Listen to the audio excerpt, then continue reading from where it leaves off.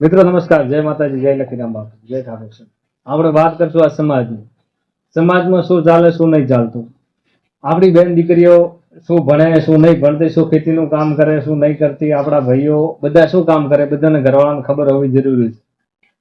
અમે હવે કમાવા બહાને આવ્યા, પણ માતા પિતાને ખબર જોઈએ કે કોણ કોણ હંગાતે ગયા છે, કેવા કેવા વ્યક્તિ ભેળા ગયા છે, આમાં લોકર છે, નશેડી છે, કેવા કેવા આદમી જશે. આયા ભેળો આપણો છોકરો જશે તો બગડશે, નાયા ભેળો જશે તો નહીં બગડે, એવું ધ્યાન રાખવું જરૂરી છે. તો આપણી દીકરી હોય એમને, આપણે જે દીકરીની માતા હોય એમને ધ્યાન રાખવું જરૂરી છે કે આપણી દીકરી એમની હંગાતે જશે તો ખારી લાઈન પર જશે. આની લાઈન આ ભેળી જશે તો આ લાઈન ગલત હશે. આપણી દીકરી એકલી આવતી હોય, જતી હોય તો એ ધ્યાન રાખવું જરૂરી છે કે એકલી આવે છે, જાય છે, એને પૂછવું પણ જરૂરી છે.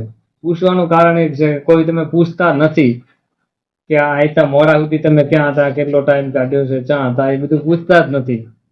એક તો એ ભૂલ છે તમારી, છોકરાના હોય કે છોકરીના હોય, એના મા બાપની એ જ ભૂલ હોય. તમે તમારા છોકરાને ધ્યાનમાં લેતા નથી, પૂછતા જ નથી કે શું કરો છો, શું જોવો છો, ક્યાંય જોવો છો, ક્યાંય નહીં જતા, કેની જોડે ઉઠક બેઠક છે, કેની જોડે ઉઠક બેઠક નથી. તો એની વાત ઉપર આપણે એક વાત કરી દઈએ. અત્યારે સાચો શીતળવાડામાં ચાલતો એક વિડીયો સોશિયલ મીડિયામાં વધુમાં વધુ વાયરલ થઈ રહ્યું છે. બે છોકરાના બાપને લઈને જતી રહી, બરાબર. હવે બે છોકરાની માં લઈને જઈ છે બે છોકરાના બાપને, બે છોકરાનો બાપ બે છોકરાની માને લઈને ગયો છે, એ આપણને ખબર છે નહીં. પણ જેવું છે આ બધું ગલત જેવું છે, ખરાબ નથી. કેમ કે જે લઈને ગયો છે એમને પણ છોકરા હતા, એમને પણ બૈરું હતું, તો બીજીને લઈને જતો રહ્યો.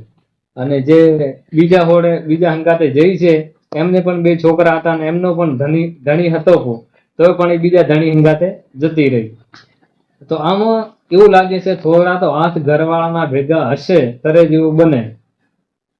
આવતા હોય, જતા હોય, મુલાકાત થતી હોય, ફોન દ્વારા વાત થતી હોય, ત્યારે જ ખબર પડે ને.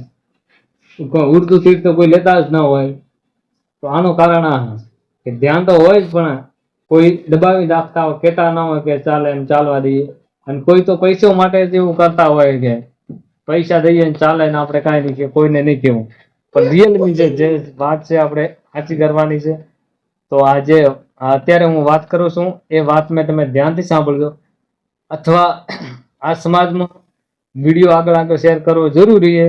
અને બીજું કે તમને એમ કહું કે સમાજમાં શું ચાલે, શું નહીં ચાલતું, એનો ધ્યાન એ કે આ છોકરાની માગી એમને છોકરો લઈને ગયો, એમને દંડ અપાવવો જરૂરી છે. દંડ ના અપાવો તો છોકરીને છોકરાને બંને નાત બાણે કરવા જરૂરી છે. નાત બાણે કરાવવા જરૂરી છે. એમના છોકરાના બૈરા છોકરા રડે છે આજકાલ, નાના છે ટાબર. અને જે છોકરી ભાગી ગઈ છે એમના પણ છોકરા નાના ટાબર છે. તો મારું કેવું એવું છે કે નાત બાણે કરાવવો જરૂરી છે. અને જે કોઈ કહેશે મને એમનો જવાબ હું આપી દઉં. મારો નંબર તમને મળી જશે ઇન્સ્ટાગ્રામ ઉપર, મેં બધાને કીધેલું છે. મારી યુટ્યુબ ચેનલમાં નંબર છે, મારી જોડે વાત કરવી તો કરી લેજો, ના કરવી તો 2 દિવસમાં મીટિંગ થવાની છે, સમાજના ભેગા થવાના છે. જે બનશે, જે મારા સુધી વાત પહોંચશે હું તમારા સુધી પહોંચાડું. પણ આ સમાજ માટે બહુ ખોટું થઈ રહ્યું છે. અને એ પણ ઘણા દૂર નથી, કોઈક ગનાજમાં, મતલબ કોઈક સગા કાકા કુટુંબમાં જ હતું, એમાં જ આ બધી બીના બની છે. એવું કરાય જ નહીં, આ ગલત ખોટું છે. જય માતાજી, જય નમસ્કાર મિત્રો. પણ વધુમાં વધુ વિડીયો શેર કરજો. ગલત પગલું કોઈ ભરતા નહીં. તમારા મા બાપને નેચો જોઈને ના એડવું પડે એવું કામ ન કરતા, ઓછું જોઈને એડવું પડે ને એવું જ કામ કરજો. ઘણા બધા ભાઈ કહે છે મોલી લઈને ભાગી જાઉં, ડેગર લઈને ભાગી જાઉં, પોસડી લઈને ભાગી જાઉં, પછી બધું ખરાબ થાય. પછી તમારે નાક વઢાવવું પડે, તમારા મા બાપનું નાક વઢાવવું પડે. ઘરેથી પૈસા થાય અલગ થાય, પછી પૂરા સમાજનું નાક વઢાય. હોળી કહો તો ઠાકોર કહો તો એક જ છે, એક સમાજનું નાક વઢાય. સમાજનું નાક તમે કપાવો નથી અને રાખો. જય માતાજી.